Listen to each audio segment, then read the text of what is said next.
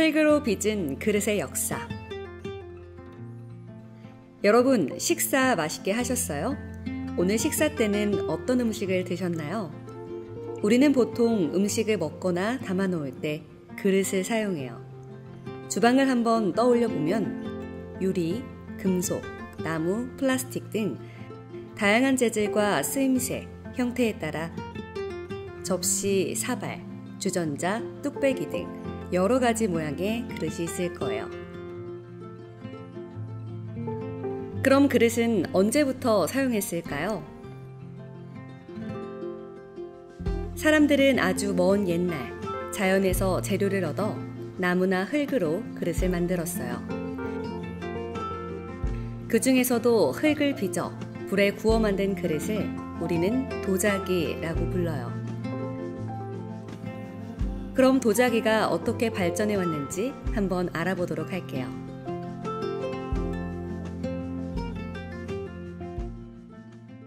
처음 토기를 사용하다.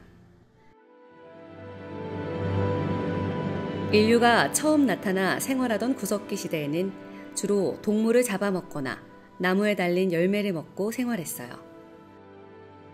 주변에 먹을거리가 떨어지면 다른 곳으로 이동했기 때문에 그릇은 필요 없었죠. 이후 신석기 시대가 되면서 사람들은 농사를 짓기 시작했고 움집을 지어 정착 생활을 했어요. 이때는 주로 농사에 필요한 물을 끌어다 쓰고 물고기도 쉽게 잡을 수 있는 강가나 해변에 모여 살았어요. 농사를 지어 수확물이 점차 늘어나자 곡식을 보관할 필요가 있었는데 이때 그릇이 등장하게 돼요. 신석기 시대의 사람들은 불에 구워진 흙이 단단해진 것을 발견했고 주변에 진흙을 빚어 모양을 만들고 불을 피워 토기를 만들기 시작했어요. 이때 불의 온도는 약 600도에서 800도 정도로 그렇게 높지 않아 그릇은 약간 무른 편이었어요. 이렇게 낮은 온도에서 구워져 단단하지 않은 그릇을 토기라고 불러요. 신석기 시대를 대표하는 토기는 바닥이 V자처럼 뾰족한 모양의 빗살무늬 토기예요. 사람들이 사는 강가나 해변의 모래에 쉽게 꽂아줄 수 있도록 밑바닥을 뾰족하게 만든 것이죠. 빗살무늬 토기는 그릇 겉면에 날카로운 도구로 빗살같이 길게 이어진 무늬를 그은 것이 특징이에요. 무늬를 새길 때 빗금을 같은 방향으로 새겼지만 때로는 마주보게도 새겨서 변화를 주기도 했어요. 또 같은 무늬를 토기 전체에 새기기도 했고 빗살문 중간에 반원 모양으로 점을 찍은 문양을 넣어 보다 다양하게 꾸미기도 했죠.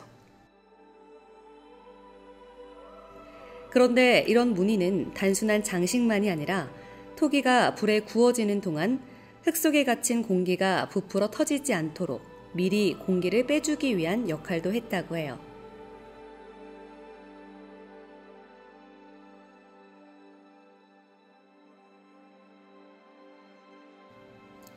새로운 변화.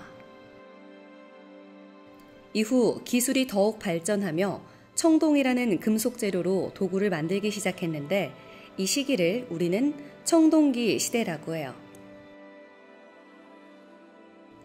청동기 시대가 되면 농사를 짓는 곡식의 종류도 다양해지고 농사 기술도 더욱 발전하게 되죠. 특히 농사 짓는 곳까지 물을 끌어다 가두는 방법을 알아내 더 이상 강가나 해변에 살지 않아도 됐죠. 사람들은 약간 높은 언덕이나 산기슭에 같은 부족끼리 모여 살며 마을을 이뤘어요. 언덕의 단단한 땅에서는 기존에 썼던 바닥이 뾰족한 토기는 사용하기 불편했기 때문에 이제는 바닥이 평평한 토기를 만들게 됐어요. 기술도 더욱 발전해 땅에 구덩이를 얇게 파낸 뒤 그 속에 토기를 넣어 구웠어요. 그럼 구덩이 안에 열을 모을 수 있어 맨 땅에서 구울 때보다 더욱 단단한 토기가 만들어졌죠. 이 시기의 토기는 겉면에 아무런 무늬를 새기지 않아 민무늬 토기라고 불러요.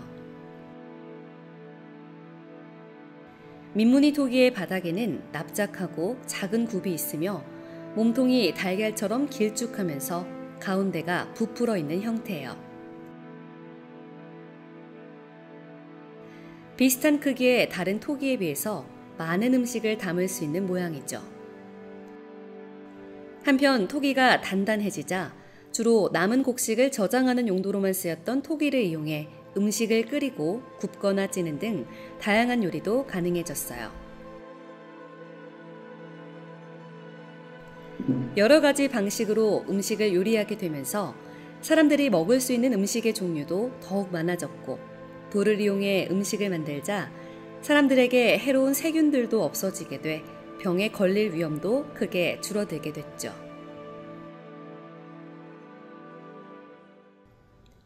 나라가 생기고 문화가 발전하다. 마을을 이루며 살던 사람들은 점차 범위를 넓혀 부족국가 형태로 발전하기 시작했고, 그중 몇 나라는 기틀을 갖추며 작은 나라로 성장해 점차 강력한 국가가 됐죠.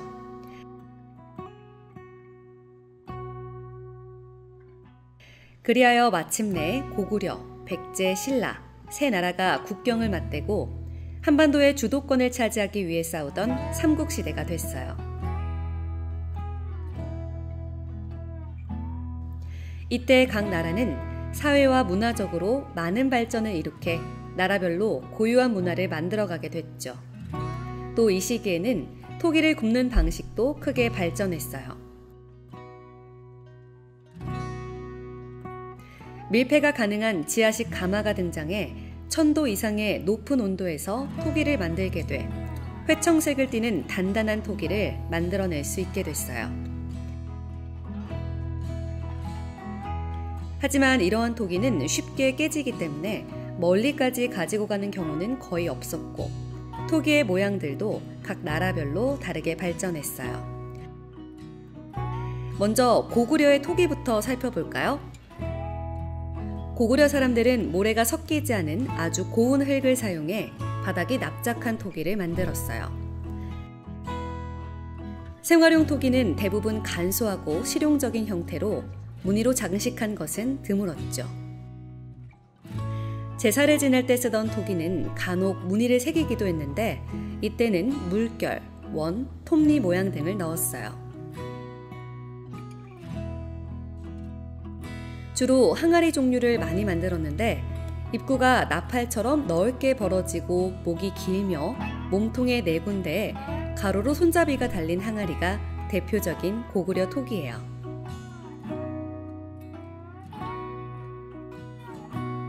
백제는 바닷길을 통해 중국, 일본과 정치, 문화적으로 긴밀한 교류를 했어요. 백제는 여러 나라에서 유입된 문화를 바탕으로 토기를 만들었고, 그래서 형태가 다양하게 나타나는 것이 특징이에요. 또 수도를 옮긴 시기에 따라 토기의 모양이 다르게 나타나는 특징도 있죠. 이러한 백제 토기를 만들었던 곳이 우리가 사는 충청북도에서도 발견됐어요. 바로 진천군 산수리와 삼용리 가마터가 그것이에요.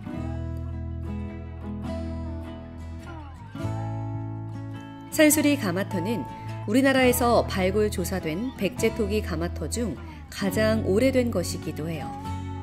비슷한 시기에 운영된 삼용리 가마터는 두드림 무늬 토기를 생산했던 가마로 토기 제작 기술을 알려주는 중요한 유적이에요. 또 토기의 종류도 더욱 다양해져 입구가 넓은 병, 세 발 달린 토기, 그릇 받침 등이 확인돼요. 특히 불교의 영향으로 죽은 사람의 뼈를 담기 위한 뼈 항아리도 많이 만들어졌죠.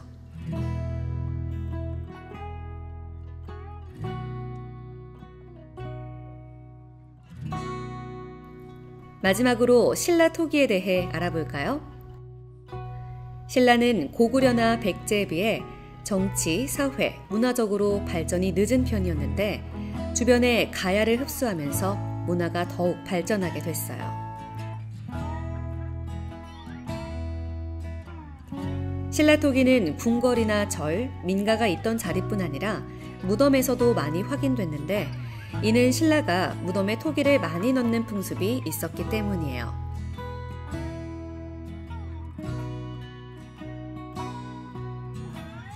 그래서 토기의 모습이 실용적인 면보다는 주술적이거나 상징적 의미를 갖는 것이 많죠. 특히 흙으로 인형을 빚어 토기에 붙인 것이 신라 토기에서는 많이 확인됩니다.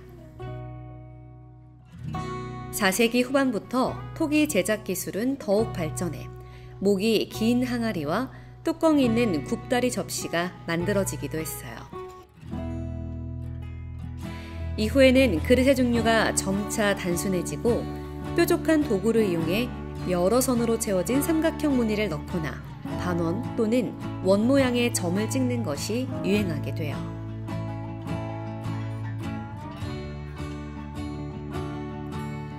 하나가 되다.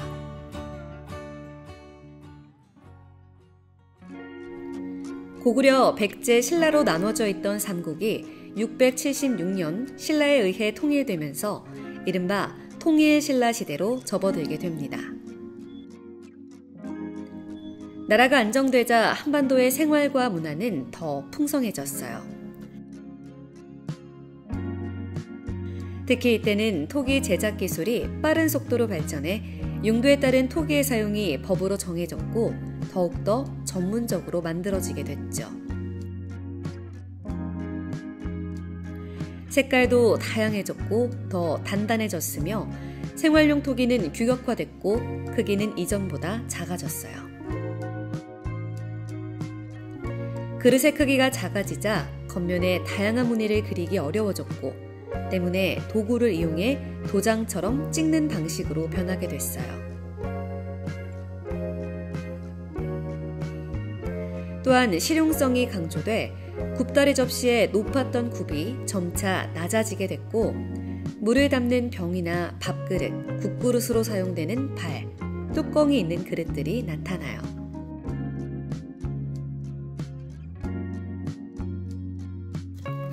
화려한 문화가 꽃피다. 시간이 흐르자 점차 국력이 약해지고 지역의 귀족들이 반란을 일으키면서 통일신라는 다시 후삼국 시대로 분열됩니다. 이후 918년 왕건이 후삼국을 통일하면서 한반도에는 새로운 통일 국가인 고려가 세워졌어요.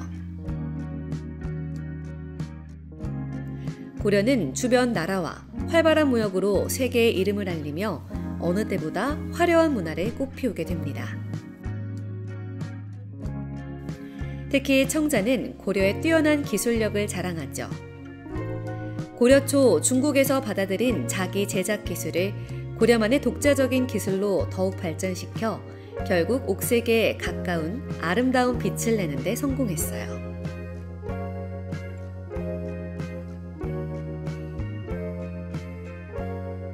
청자는 흙으로 빚어 800도 정도의 온도에서 한번 구워낸 다음 유약을 바르고 1200도가 넘는 높은 온도에서 다시 구워내는 방법으로 만들어집니다.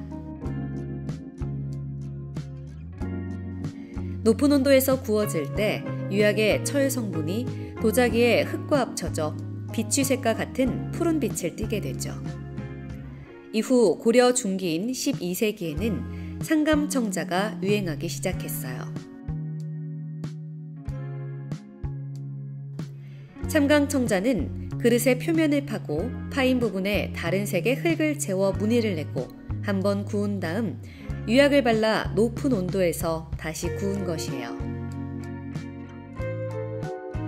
이처럼 당시 최고의 기술로 만든 고려의 청자는 중국, 베트남, 필리핀에서도 발견돼 당시 이웃나라에서도 인기가 높았던 것을 짐작할 수 있죠.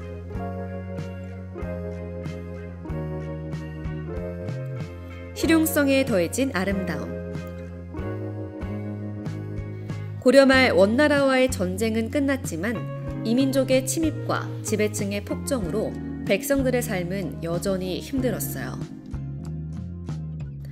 이런 혼란 속에서 1392년 이성계는 그를 따르는 신하들과 함께 새로운 나라, 조선을 세우게 됐어요. 조선 초기에는 새롭게 만들어진 그릇이 있었는데 이것을 우리는 분청삭이라고 불러요.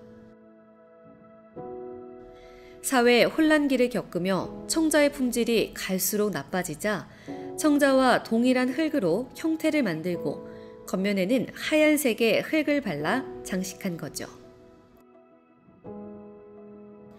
분청사기는 청자의 제작 방법을 따르지만 다양한 장식 기법을 사용해 개성이 넘치고 자유로운 표현으로 전국 각지에서 만들어지게 됩니다. 분청사기 외에도 조선을 대표하는 도자기는 바로 백자예요.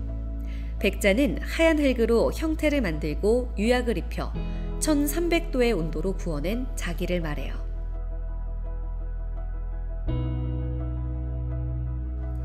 조선은 유교가 중심이 된 나라로 유교의 기본인 청렴과 검소함을 미덕으로 여겼던 조선의 양반들은 백자를 즐겨 사용하게 됐어요.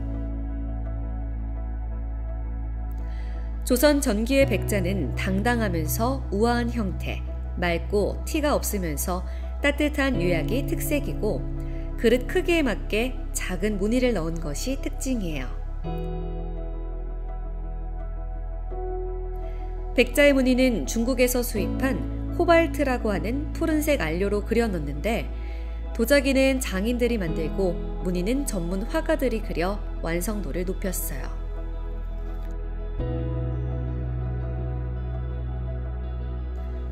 전쟁까지 일으킨 도자기. 이렇게 아름다운 도자기를 만드는 기술은 17세기 초까지 중국과 우리나라, 베트남 정도만 가지고 있었어요. 그 기술이 탐났던 일본은 1592년 임진왜란이라는 전쟁을 일으켜 조선을 침략했고 수많은 도자기 장인을 끌고 갔어요. 일본은 이렇게 조선의 장인들 덕분에 비로소 도자기를 만들 수 있게 됐죠. 그래서 일본에서는 임진왜란을 도자기 전쟁이라고 부르기도 한답니다. 길었던 전쟁이 끝나자 조선은 황폐해져 도자기를 생산하는 일이 매우 어려워졌어요. 특히 도자기에 그림을 그리기 위해서는 푸른 빛을 내는 코발트라는 재료가 있어야 했는데 이는 중국에서 수입해야 쓸 수 있던 귀한 재료였고 전쟁이 끝난 지 얼마 되지 않은 조선에서는 구하기 힘들었죠. 그래서 이 시기의 백자는 조선만의 양식으로 발전하게 됐어요. 수입해야 했던 값비싼 코발트 대신 조선에서 구할 수 있는 검은색을 내는 재료를 사용한 철화 백자가 만들어지게 됩니다. 색을 칠하지 않은 백자의 색깔은 이전보다 더 하얀 빛을 나타나게 됐고 새로운 모습의 도자기도 등장했어요. 둥근 몸통을 각지게 깎은 형태나 커다란 공 모양의 달 항아리가 만들어졌죠. 또한 몸통에 구멍을 뚫어 문양을 내는 투각이라는 방법과 무늬가 위로 올라오게 깎아낸 양각이라는 방법으로 화려하게 장식된 백자도 만들어졌죠. 주방 용기 외에도 화분, 문방구, 베개 등 일상생활에 필요한 다양한 물건들도 자기로 제작하게 됐어요. 19세기가 되면서 중국, 일본, 서양에서 만들어진 화려한 자기가 많이 수입됐어요. 그러자 양반뿐만 아니라 일반 백성들까지도 도자기를 사용하기 시작했죠. 많은 사람들이 도자기를 쓰게 되자 상인들은 도자기를 만들 수 있는 가마를 많이 확보해 백자를 판매하려고 했고 그래서 전국 각지에 백자를 만들기 위한 가마가 만들어졌어요. 이러한 사실은 우리가 사는 충청북도 충주시 구룡리와 미릉리라는 마을에서 백자 가마터가 확인돼 뒷받침해주고 있어요. 특히 충주시 미릉리 마을의 백자 가마는 한국전쟁 이전까지도 운영되며 도자기를 생산했는데 현재는 충주 미릉리 요지라는 이름으로 누구나 볼 수 있도록 공개하고 있습니다.